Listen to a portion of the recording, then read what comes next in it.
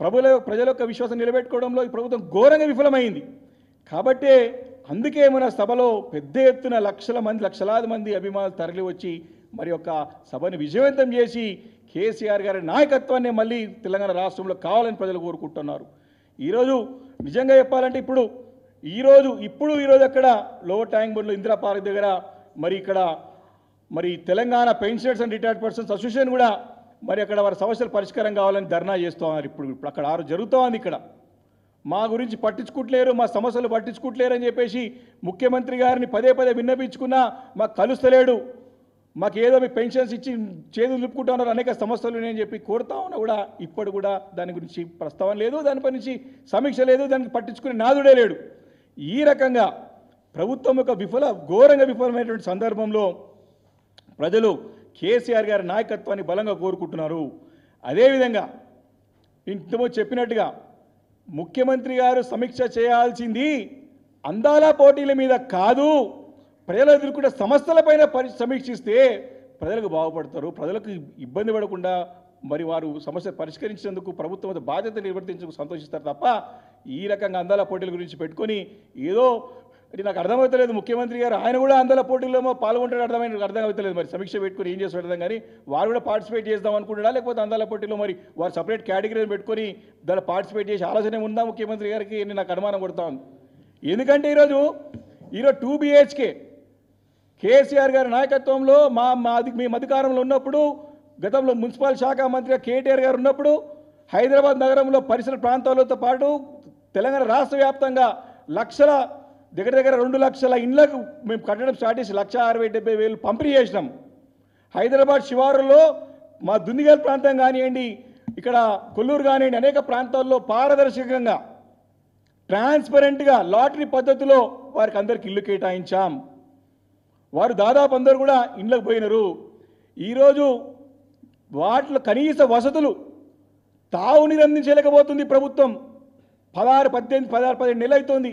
వాళ్ళు ఇంట్లో తాళం వేసుకొని ఉంటే వారికి నోటీసులు. ఈరోజు ఈ యొక్క అసమర్థ ప్రభుత్వం, ఈ యొక్క అసమర్థ నాయకత్వంలో, చేతగాని తనంలో మీరు ఖాళీ మీరు ఇళ్లలో ఇమీడియట్ నివాసం ఉండకపోతే మేము దీన్ని తగిన చర్యను తీసుకొని ఈ 2 BHKని పేరు తీసేసి మళ్ళీ ఇందిరమ్మ పేర్ల మీద ఖాళీ ఉన్న ఇళ్ళని వేరే వాళ్ళకి కేటాయిస్తానికి ప్రభుత్వం దుశ్చర్యకు పాల్పడుతూ ఉంది.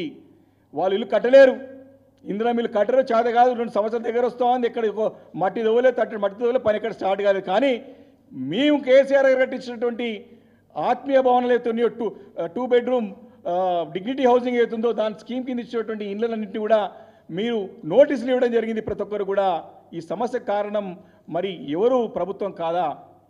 ఈ యొక్క 2 పడగల ఇళ్ళలో తాగునీరు అందించలేకపోతున్నారు, కనీసం డ్రింకింగ్ వాటర్ అందించలేకపోతున్నారు. అక్కడ ప్రజలుండి చాలా పెద్ద ఎత్తున కుటుంబాలు వచ్చినాయి కాబట్టి సరఫరా ఏంటయ్యా బాబు అంటే అధికారులు పట్టించుకోక వారికి సమస్య పరిష్కారం చేతగాక ఈ రకంగా నోటీస్ ఇచ్చి మళ్ళీ ఇళ్ళని ఖాళీ అయిన తర్వాత ఖాళీ ఉన్న ఇల్లు అని చెప్పి వేరే వాళ్ళకి ఇచ్చే ప్రయత్నం చేస్తోంది ప్రభుత్వం. దీన్ని మానుకోవాలా? తక్షణం ఈ 2 పడకల గదుల ఇండ్లు ఏవైతే గతంలో కేసీఆర్ గారు నాయకత్వంలో కట్టి పేదలకు ఇచ్చే ఇండ్లు ఏవైతున్నాయో వాటన్నిటి కూడా మౌలికమైన సదుపాయాలు తక్షణం కల్పించడానికి మరి ప్రభుత్వం ముందుకు రావాలి. లేదా పెద్ద ఎత్తున ధర్నాలు, ఆందోళనలు తప్పవు. మరి ముఖ్యమంత్రి గారు సమీక్షలకు ఏ సబ్జెక్టులు లేనట్టు, ఏ సమస్యలు లేనట్టు, ప్రజల్లో అందరూ బాగున్నట్టు, అందరూ కడుపు నిండి ఉన్నట్టు అయినట్టు లెక్క అనుకొని ఆయన అందాల పోటీలపైన సమీక్షిస్తున్నాడు. కానీ ఈరోజు అనేక సమస్యలు ఉన్నాయి, అనేక ఇబ్బందులు ఉన్నాయి, చాలా వర్గాల ప్రజలు ఇబ్బంది పడుతూ ఉన్నారు. వాటికి పరిష్కారం చూపెట్టే విధంగా సమీక్షలు జరపాలి తప్ప ఈ రకమైన అందాల పోటీలపైన పెట్టి సమీక్షించి గాలికి వదిలేస్తా అంటే మాత్రం ఊరుకునే ప్రసక్తే లేదు.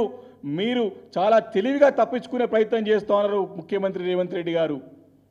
వారు ఒకటేమో కేసీఆర్ గారు మొన్న జరిగినటువంటి రజతోత్సవ సభలో స్పష్టత లేదంటాడు ఒకసారి, ఇంకోసారి ఏమో ఇప్పుడు దీనిపైన మా రెఫరెండం కాదు, చివరి 6 నెలలలో లాస్ట్ 6 మంత్స్లో మా గురించి రెఫరెన్స్ మాట్లాడానంటే ఇప్పుడు నేను ఏమీ చేయను, హామీలేం నిర్వర్తించను, లాస్ట్ 6 నెలల ఎన్నికల ముందు ప్రజలకి ఏదో నేను మీద వేసేసి వాళ్ళకి ఏదో బిచ్చంలాగా వేసేసి నేను మళ్ళీ ఓటు దండుకుంటాను ఒక దురాలోచనతో ముఖ్యమంత్రి గారు రేవంత్ రెడ్డి స్పష్టంగా అర్థమవుతోంది.